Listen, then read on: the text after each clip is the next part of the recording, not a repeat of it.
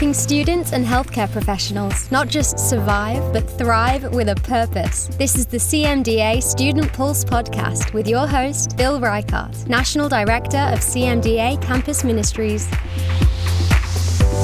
Welcome to another episode of CMDA's Student Pulse podcast. We're about to have a terrific conversation with our guest, Caroline Wilson. But before we do, I need to let you know that because of some technical problems, we weren't able to record our conversation in our studio. Therefore, our conversation may lack some of the quality that you're accustomed to seeing and hearing. Also, it didn't help, that I forgot to turn off some of my notifications, and so our conversation gets some additional flavor from all the rings, beeps, and chimes. Yet regardless of all that, I am happy to bring you this thoughtful and powerful conversation with Caroline. Without further ado, the Student Pulse podcast. And I have the privilege of having Caroline Wilson on our podcast. Caroline, welcome. Thank you so much. It's an honor. Well, before we dive into what we're going to discuss, let me tell you a little bit about Caroline. She just graduated from the University of South Carolina and is heading off to her residency, pediatric residency at Wright State in Dayton, Ohio. Congratulations. I know that boxes have been moved and you are about to join them here in a couple of weeks. But thank you for giving us some time to talk about the issues of advocacy and standing for the things that are important to us as Christ followers and taking the Daniel kind of position of being bold and courageous in the midst of that. So, Caroline, thank you for being part of this conversation. Thank you. It's my privilege, truly. So let's go back in time capsule a little bit and talk about kind of what led you to medical school. Why did you want to be a doctor? Why were you sense a calling to go into medicine?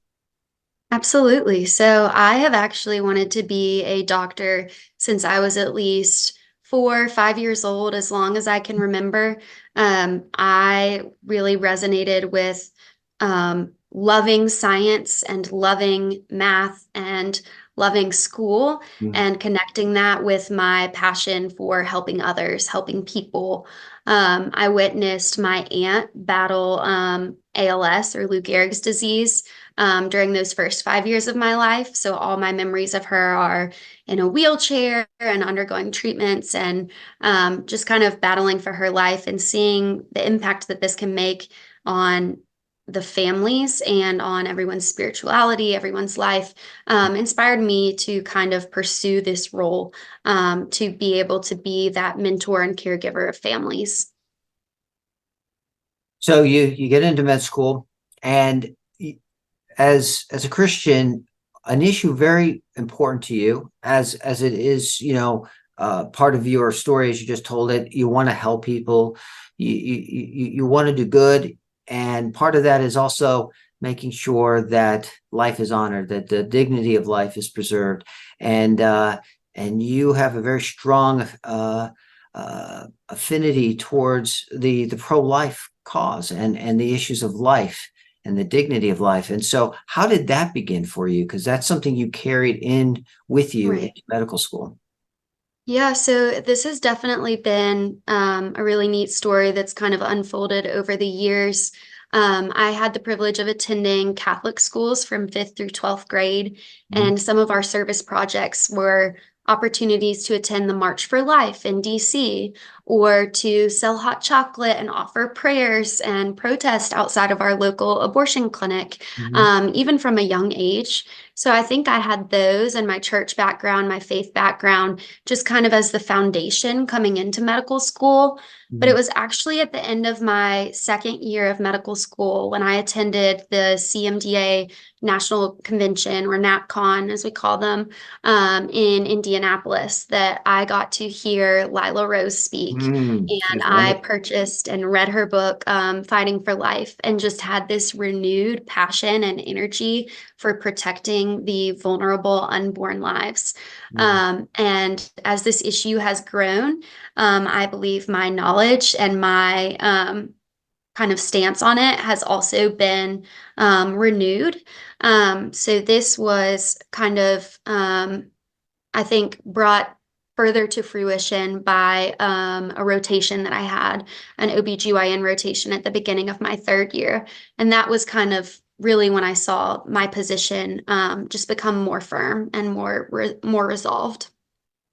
Yeah, it would seem like a natural connection to do no harm, to be a physician, to care for other people, to preserve life. And you were involved in CMDA, like you said. You went to her NatCon. You heard Lila, which she was incredible, so encouraging, motivating, and you're part of this community, a CMDA, which we talk about these issues. We advocate on behalf of the unborn, but you also felt a necessity to create a separate group, kind of focusing just on this issue alone. Explain a little bit about why you felt compelled and called to do that, and we'll talk a little bit more about how that unfolded. Sure, absolutely. So this really kind of started with that rotation experience that I had. And it is something that brings tears to my eyes and is something that I still feel the emotions of today.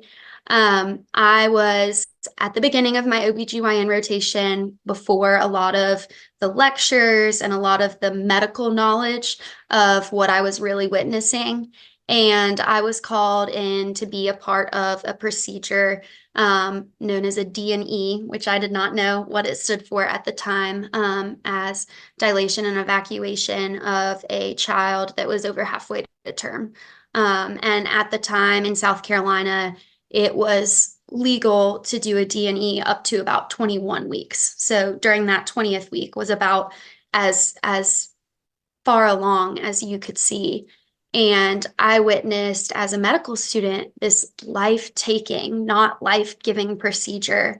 And it just wrecked me. My task as the medical student was to hold a bucket of blood and to count limbs to make sure that we had evacuated the whole uterus. And I had to leave the room.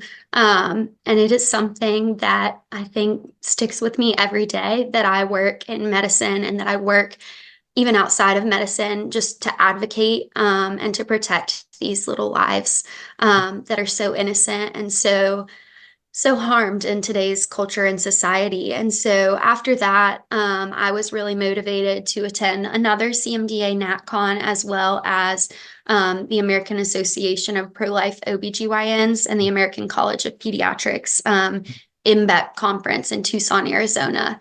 And in attending this with some of my friends that I'd made at the previous year's NatCon, I was able to learn so much and connect with so many different organizations, so many different people that really gave me hope for finding other pro-life individuals within different medical professions.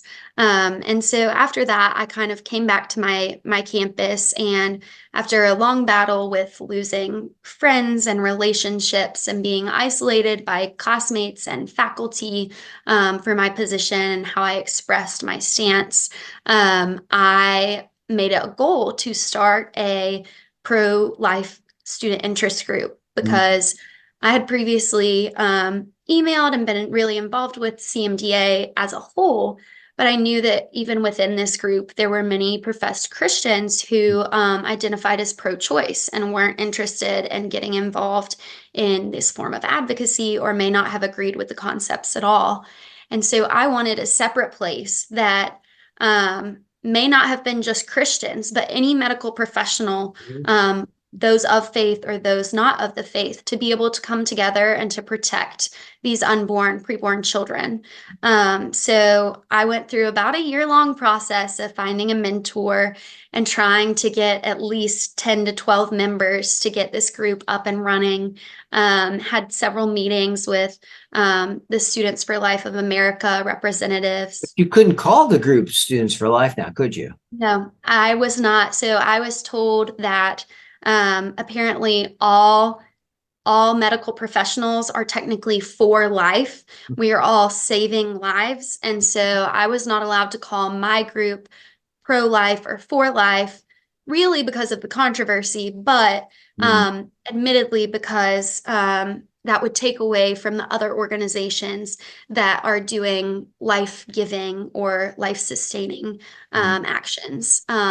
Even though we do have a Med Students for Choice group on campus. So I actually was inspired by CMDA to utilize the title Humanity Conception to Natural Death, which I think encompasses more than just one issue in the pro-life movement of being not only against abortion and not only protective of young lives, but also helping to preserve that dignity of every human life all the way to their natural death, also in opposition of assisted suicide. Stay with us. More Student Pulse podcast in just a moment.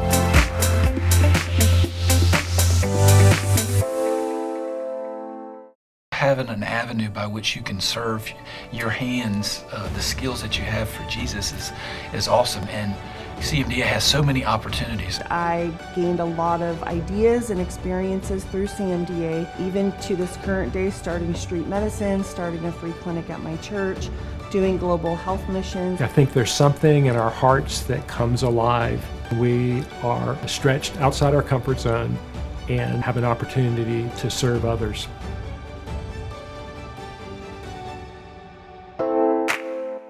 So you present yourself publicly as one who not only takes a stand for Christ as you're a Christian, and you're advocating for life.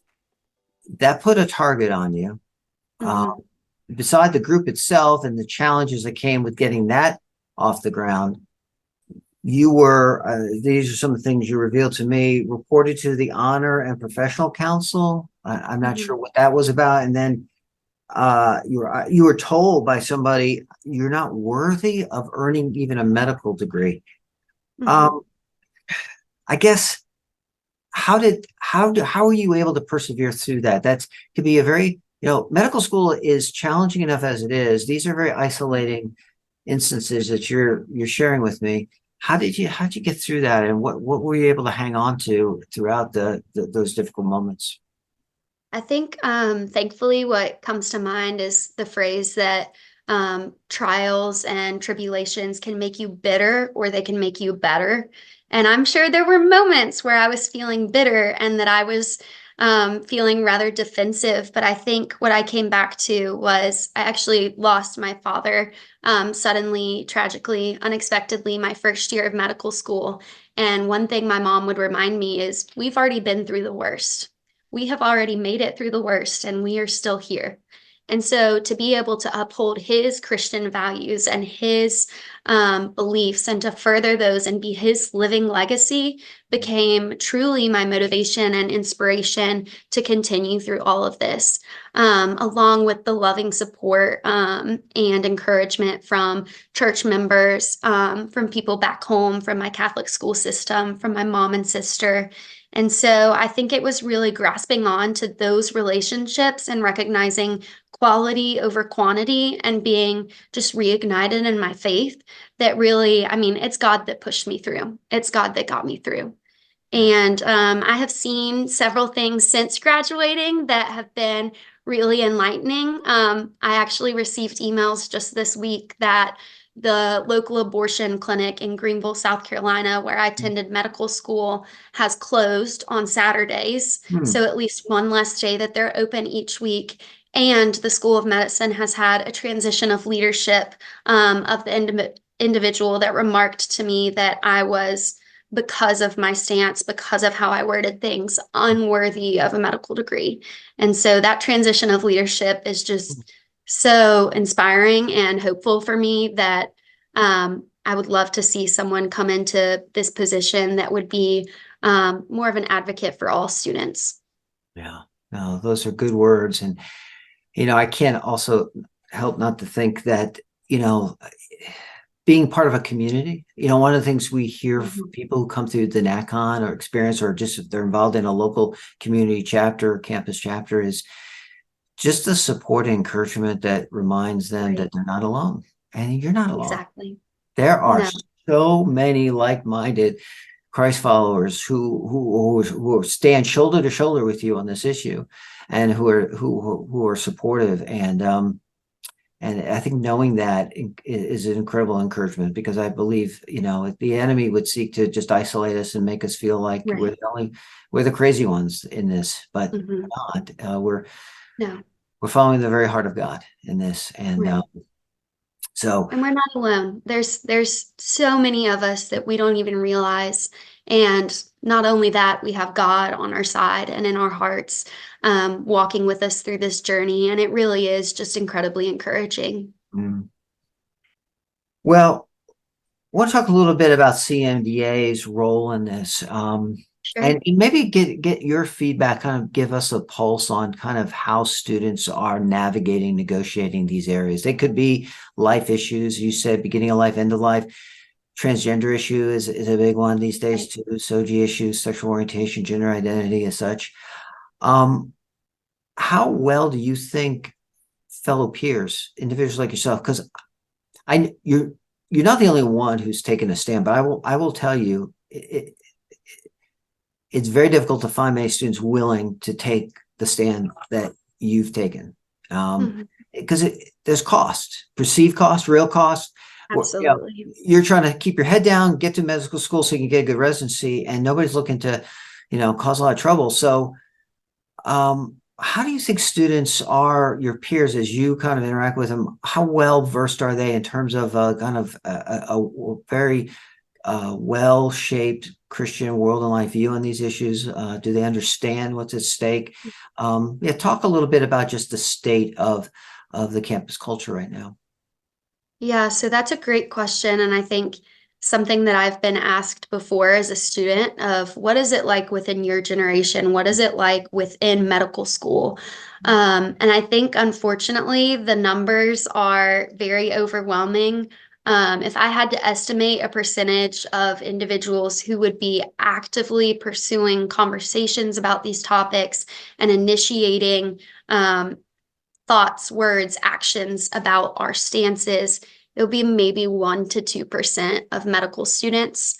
And I think beyond that, the number of students that would be willing to at least respond if someone else engaged them in support of kind of the Christian viewpoints and the more conservative viewpoints would be maybe 3% to 4%. Whereas I think that really, I mean, we have at least 8% to 10%, and depending on how you word it and depending on the day or kind of the person's point of view, we have maybe 10% to 15% that behind the scenes would say, hey, I really appreciate you speaking up on this, or wow, I really identify with this, but I'm too scared of the consequences, or I'm not confident, I don't feel equipped.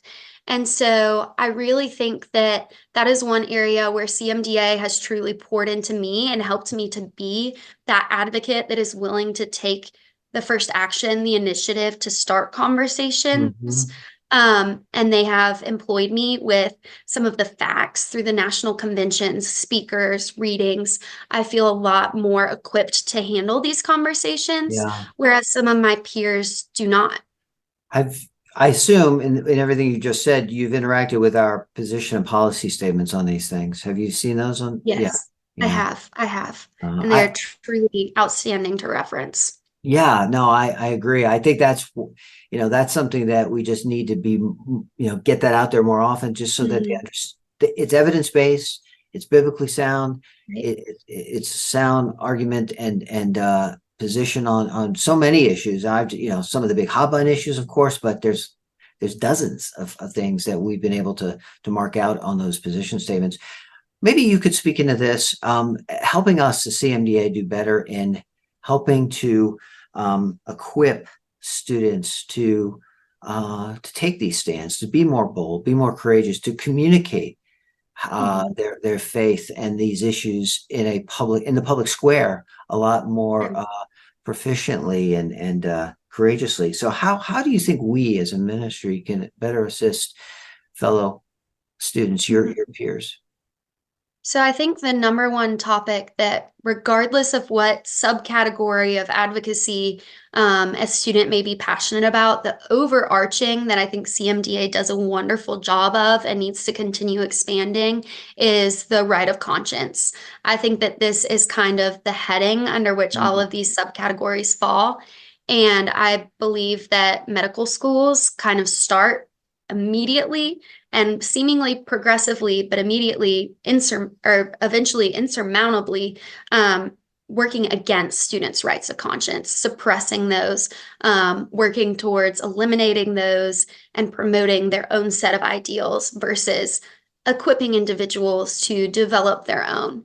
And so I think CMDA has a real opportunity to continue to focus on what our rights of conscience are, why it's important to be a part of this community, even for the element of protection in certain settings where students may be afraid of backlash or other consequences.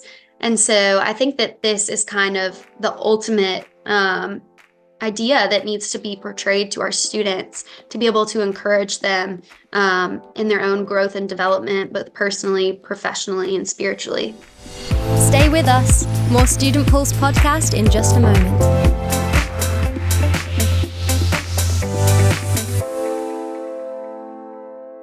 What happens after you finish those academic years and get into your clinical years and you realize that the physical healing that you're providing is really only temporary? You know, the first time that I sat down and I actually offered to pray with a patient, and amazingly they said yes, when I actually sat down to pray with them, I didn't know what to say.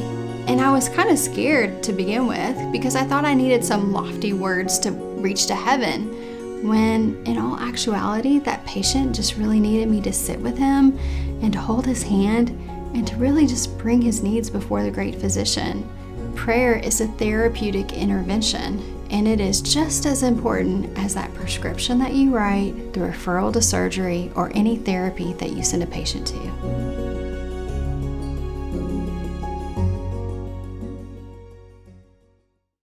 Well, this has been an incredible opportunity for me to meet you. We were talking offline. You know, you've been to several NatCons, and I did not have the privilege of being introduced to you and hearing your story. So, be able to have this time to just hear how you have, again, I think, really taken that Daniel position, just taking a step of courage and being publicly identified in the way you were. Yes, taking it on the chin and having unkind things said and maybe even feeling ostracized or isolated, but we're willing to do so because of just the importance, the vitalness of these issues and how important they are for our day. And if not us, then who's going to speak? Who can speak? Exactly. It's so essential. And I think you're right. The right of conscience thing, I do think, is the big header, which all these things kind of live under. And so we've really, as a organization, taken very bold steps to preserve that right of conscience, because that is so essential for Christian healthcare professionals to be able to hold tight to. Well, I guess maybe if there's anything, I always love at the end of a conversation like this, I've asked a bunch of questions, but maybe there's something unsaid. Maybe as you're looking at the audience, again, now you're a resident, but fellow students, what would you say to them? How would you encourage them? Maybe they're kind of on the edge. They know what they believe. They feel convicted about it, but you know, they've maybe not taken that next step of maybe publicly identifying or saying no, asking a question as to, you know, is this right for me? Do I need I do these types of things and still, you know, be qualified to be worthy of earning a medical degree? How would you encourage them? How would you encourage that student that may be listening? Well, I'm hopeful that at least just being transparent and sharing my story and kind of the uphill battle that medical school has been for me will help to be a testament to the fact that you are worthy of a medical degree. And if God wants you in this field, you will achieve that. He will work in you and through you. And there is no power in this world that can overcome this. And just being able to rely on him and his community of fellow Christian medical professionals. I think that seeking mentorship, and I've already started working with some college students and some current medical students about how to go about being an advocate and working against the evil that is in this world, working towards the good so that we can all do no harm.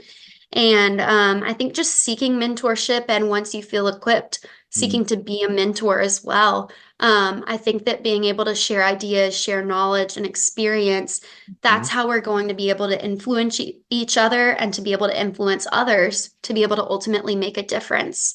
And I think that one of the things that has stuck with me also is just the lasting impact of certain quotes, not only within scripture, but also outside of scripture. And one of my kind of role models, it has always been Mother Teresa. And so I want to share this quote by her, that if we can accept that a mother can kill her own child, how can we tell people not to kill one another? And I think that this is just something that has stuck with me about the pro-life movement and just this ultimate kind of controversy and conflict over abortion. And I think that just keeping in the back of your mind, if you're pursuing medicine, as I was told when trying to name my club, you are pursuing a life-giving, a life-saving field. We are all technically for life, and we should be for life. And so if we can accept that a mother can kill her own child, how can we tell one another not to kill each other? And just being able to focus on the greater impact that what we may see as little actions have major consequences. And so that's what I would just tell people, to hold strong to their faith, to whatever quote or story inspires them, and to seek community through national conventions if they're able, applying for scholarships to things like the Apolog Conference, connecting virtually online through podcasts and different interest groups. And feel free to reach out to me or to anyone else that is being an active voice, just so that you can move into that position as well. Thank you. That's helpful. And you alluded to maybe reaching out to you. I assume maybe we could maybe put an email or something in the show notes if people do want to. Absolutely. Yes, I'd be honored. Great. And, just as a postscript to what you just said, we've had several different podcasts that kind of really would tie in some of the things you just suggested. Dr. McDow from Indianapolis talking about mentoring and the power of mentoring. And Dr. Cara Buskmiller from Conscience in Residency. I don't know if you were familiar with that ministry, but it helps those who are applying for residency to help, preserve the right of conscience in the middle of those interviews and engaging with residency programs. So, and that's a previous interview you can find online as well. So that, there are resources, the community, and others that can come alongside you. You need not do this alone. And we have the truth on our side. This is again at the very heart of God. This is the Imago Dei, where people are precious and valuable, and there's nothing that can change that. And so, but thank you so much for the work you've done, both at University of South Carolina, but as I know you're going to continue to live this out in your residency program. It can be a great pediatrician, and you're going to subspecialize, or I think you said you. Yeah, so I'm actually really interested in lifestyle medicine, pediatric obesity, and after my father's cardiac arrest, I've been really interested in cardiology. So after my college math major and physics research, I am planning to pursue a career in pediatric cardiology. And who knows if fetal ultrasound, fetal cardiology is going to be a part of that. All right, fantastic. Well, again, thank you for your time. I know you've got a busy couple of days, weeks, and as you launch right into residency here soon. So thank you for being a part of this podcast, and for I'll say at the beginning of this podcast as an add-on, kind of some of the technical challenges we had. This is not a typical podcast. We're doing this via Zoom, but I think it worked out great, except for a couple of interruptions. Like I have to turn off my computer too. I asked you to turn your notifications off, and I jumped on this computer and I had notifications buzzing me about every 2 seconds. So thank you for enduring all that and persevering and being a part of this. Providentially, this is exactly the kind of message I hope will get in the hands of so many students. And we weren't going to let any technology snafus upend our opportunity to have this conversation. So thank you, Caroline. And thank you all who are listening to the CMDA Student Pulse podcast. We will talk again next time. Thanks for watching. We'll see you next time. CMDA's Student Pulse podcast is a production of the Christian Medical and Dental Associations. The opinions expressed by guests on this podcast are not necessarily endorsed by the organisation. CMDA is non-partisan and does not endorse political parties or candidates for public office. The views expressed on Student Pulse podcast reflect judgments regarding principles and values held by CMDA and its members.